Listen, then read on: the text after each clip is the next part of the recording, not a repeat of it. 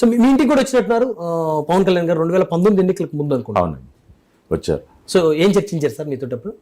General water issues ఆ రోజు ఎందుకంటే అండి నాకు తెలిసి నాకు గుర్తుండి కౌలు రైతుల ఇష్యూ మీద ఆయన ఆ రోజు జిల్లాకు వచ్చింది. ఎందుకంటే కౌలు రైతులందరికీ ఆయన సపోర్ట్ చేస్తూ వాళ్ళందరికీ ఇది జరగాలి, న్యాయం జరగాలని దాని మీద ఇది. So at the same time దాని మీద ఆ కార్యక్రమంలో భాగంగానే అనంతపూర్ కూడా రావడం జరిగింది.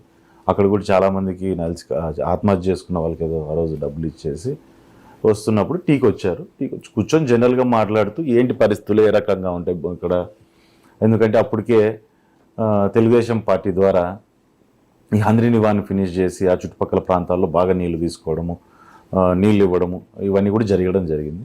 So at the same time ఆ ఇష్యూ మీద హూ ఇస్ ద బెటర్ అంటే మనకు అక్కడి నుంచి మొదలవడము, పటాల సునీత గారు ఆ చుట్టుపక్కల ప్రాంతాలకు నీళ్ళు ఇవ్వడంలో ఆయన మామ కృషి చేయడం ఇవన్నీ అవన్నీ తెలుసుకొని ఆయన రావడం జరిగింది. దాని మీద మాట్లాడడం జరిగింది.